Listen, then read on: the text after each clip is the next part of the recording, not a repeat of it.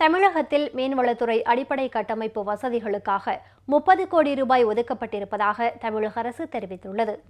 சட்டப்பேரவையில் இன்று ஆளுநர் உரைக்கு நன்றி தெரிவிக்கும் தீர்மானத்தின் மீது காங்கிரஸ் உறுப்பினர் திரு வசந்தகுமார் பேசும்போது குறுக்கிட்ட அமைச்சர் திரு ஜெயக்குமார், மீன்வளத்துறையில் அடிப்படை கட்டமைப்பு வசதிகளை மேம்படுத்த 30 கோடி ரூபாயை தமிழக அரசு ஒதுக்கியிருப்பதாக கூறினார்.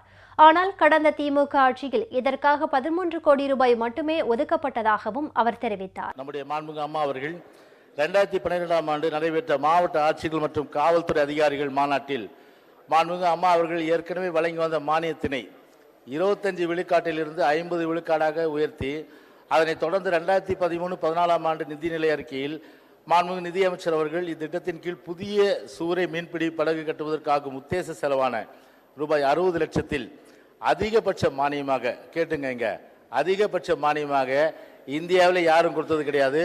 அம்மா மட்டும்தான் ஒவ்வொரு படகுக்கும் 30 லட்சம் ரூபாய், ஒரு படகுக்கு 30 லட்சம் மானியம் வழங்கி திட்டத்தினை உயர்த்தப்பட்ட மானியத்துடன் செயல்படுத்துகிற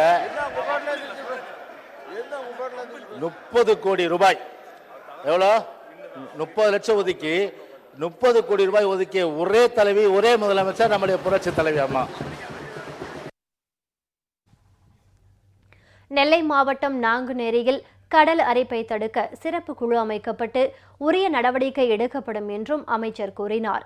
இதேபோல் வசந்தகுமார் பேசும்போது குறுக்கிட்ட அமைச்சர் திரு ஆர்.பி. உதயகுமார், கடலோர வெள்ள அபாயங்களை போக்க முதலமைச்சர் செல்வி ஜெயலலிதா பேரிடர் அபாய குறைப்பு என்ற உன்னத திட்டத்தினை தொடங்கி அதற்கு 1482 கோடி ரூபாயை ஒதுக்கியுள்ளதாக பெருமிதத்துடன் குறிப்பிட்டார்.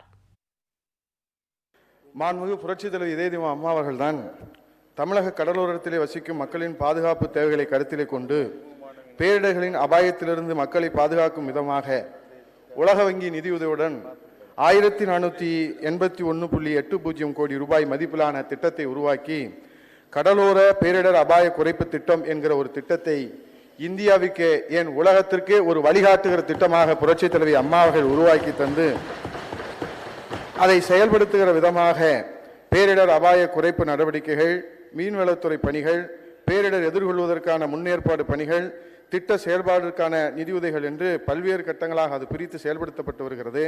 இந்த திட்டத்தின் மூலமாக நம்முடைய 13 கடலோர மாவட்டங்கள் இதில் முழுமையாக மீனவர்கள், அங்கு பகுதியில் வசிக்கின்ற மக்கள் பாதுகாக்கப்படுவார்கள் என்பதை மாண்புமிகு பேரவைத் தலைவர் வாயிலாக மாண்புமிகு உறுப்பினர்களுக்கு தெரிவித்துக் கொள்கிறேன். வடகிழக்கு பருவமழை ஓய்ந்துவிட்டு தென்மேற்கு பருவமழை தொடங்கிய நிலையிலும் வெள்ள பாதிப்பு தொடர்பாக தேவையற்ற பிரச்சினைகளை எழுப்பி வருவதாக மற்றொரு கேள்விக்கு பதிலளித்த அமைச்சர் திரு ஆர்.பி. உதயகுமார் தெரிவித்தார்.